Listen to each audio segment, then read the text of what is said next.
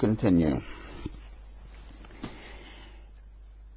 When I used to have my German Shepherd dogs in the morning, if I were out walking, this is my story and I'm sticking to it, I would walk either side of Brother Ant on the pavement if I spotted one, because I can't make a new one. How could I possibly, as a Christian, try to frighten another human being, another human soul, by telling them that I have bombs in my bag? How could I do that? You see, I couldn't. I knew this. The instant it happened, I saw this policeman coming out and I thought, we're off. And we were. He was the only reasonably straight one. But the rest of them, there were 2 other witnesses. She was with some Taekwondo instructor fellow and some other fellow.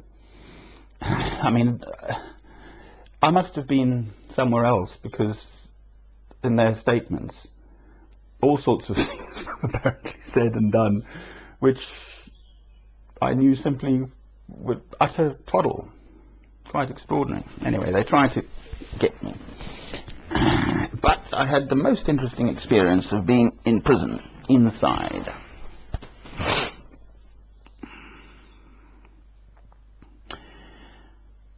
This is my little statement, actually, which I might read in. I have been dressed in a Christian tunic and sandals, boots in Sweden with snow at -15 degrees since July 2001. Clearly, I have passed through numerous security checks, especially Israel. I specifically chose airlines. They went through minutely. They even found a needle I keep, because my eyes are going, so I've got a nice big-eyed needle in my wallet, and I said, watch out for that. They took me completely apart for 1 hour and 10 minutes, these Israeli, because I'm dressed like this, and I'm a single man. Why was I coming from Marseille, flying there? You know, what am I up to? I went in because it's safer and I'm on my pilgrimage. I was fine. And then they rushed me through security. It was brilliant. The guy said, yep, he's all right. Boof, and they kept the plane waiting for me, actually. He said, come on, rush. I've got to go now. Boof, boof. That's what they do, these security people. They slow. My sandals, the lot was checked. I'm fine. Absolutely chilled. I have no problem at all with that. I'd made my decision. That's why the El Al is safe, because they know their stuff, these Israelis. You know? El Al Airlines, but it took an off-duty plain clothes. She was plain clothes, right? She never said that she was Inspector Rebecca J. Riggs, a firearms girl. I mean, when I saw her, she was a little wimp. This is my story, right? In the court, at Crown Court, at Court number 4 at Canterbury, Crown Court.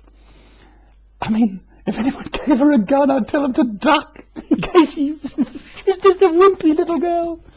Yeah, but she's pretty big and brave, writing, because they knew, you see, my whole case was Inspector Rebecca J. Riggs of the Dorsetshire Police Force. I never bothered writing to them. This is how I'll tackle them, okay? I'll just keep telling the story. I'm of good character. I came in, I've done nothing. I had one minor infraction many, many years before, which I won't go into. In the Magistrates' Court in Lampeter, in fact, because my horse had got out. I used to ride a lot. And this lorry was belting around the corner, and I jumped up and said, stop, and I bent his windscreen wiper. So I had a £40 fine, okay, for that. That's my one criminal act in life. Right, so she never said, I'm an off-duty police person. You've just said you've got bombs in your bag. Do you realize you've said that? Do you realize you've made a bomb hoax? No, she didn't do that. She called the police and had me arrested. She didn't sort of pull me to one side and say, do you realize you're making bomb hoaxes? Because I didn't do it, you see. She said I'd had, whatever it was, like 15 hand grenades and 5 bombs, and the other bloke said I had said 4 hand grenades and 3 bombs, and the other bloke didn't remember me mentioning any bombs at all. He wasn't, you know, in his statement, he quite frankly said, I don't think, what's that? Oh God, I think I've broken something. Never mind. Right, I love you, my Lord, with all my heart, soul, mind, and strength. It's a wonderful experience, prison. Seriously. It's a great teacher. I love you, my Lord, with all my heart, mind, soul, and strength.